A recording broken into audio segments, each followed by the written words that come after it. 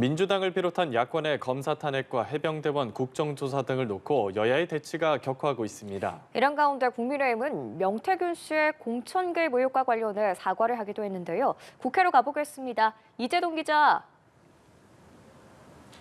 네, 공천 개입 의혹을 수사하고 있는 검찰이 어제 국민의힘 당사를 압수수색했었죠. 이와 관련해 한동훈 대표는 오늘 오전 열린 지도부 회의에서 명태균 씨와 같은 정치 브로커가 활동할 수 있었던 상황들에 대해 국민들께 죄송스럽게 생각한다고 입장을 밝혔습니다. 그러면서 앞으로 명 씨와 같은 선거 브로커는 용납되지 않을 것이라며 제2의 명태균이 나오지 않게 하겠다고 강조했습니다. 야당을 겨냥한 공세 수위도 끌어올렸습니다. 추경호 원내대표는 민주당의 검사 탄핵 움직임에 광기에 가까운 모습이라며 대한민국을 검찰 없는 범죄자 천국으로 만들면 피해를 보는 것은 서민과 약자라고 지적했습니다. 이번 정기국회에서 해병대원 순직 사건 국정조사를 관철하겠다는 민주당은 오늘도 여당의 국정조사 수용을 촉구했습니다. 박찬대 원내대표는 해병특검법을 발의하겠다던 호언장담이 거짓말이 아니었다면 국정조사를 수용하지 않을 이유가 없다며 한동훈 대표를 겨냥했습니다. 이런 가운데 이재명 대표는 투자업계 관계자들을 만나 국내 주식시장 활성화 방안을 논의했는데요. 이 대표는 이 자리에서 5배가 넘게 가격이 오른 삼부토건 주식 차트를 보여주며 주식을 조금만 해본 사람이 보면 주가 조작이 드러난다 이렇게 주장을 했습니다. 앞서 민주당은 김건희 여사 관련 의혹 중 삼부토건 주가 조작 의혹 등을 상설 특검으로 수사하겠다는 방침을 밝힌 바 있습니다.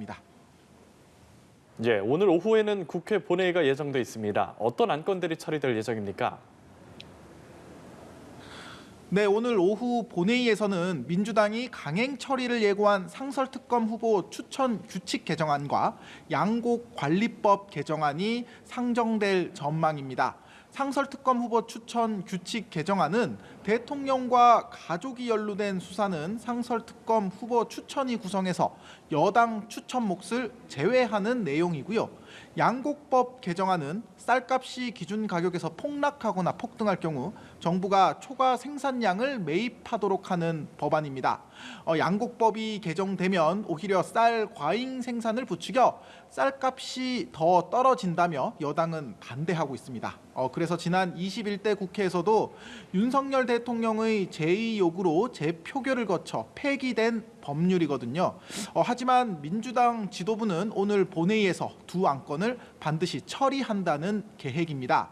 반면 여당은 이들 안건의 본회의 처리가 강행되면 반대 토론과 대통령 거부권 행사 건의 등으로 강력 항의하겠다는 방침입니다.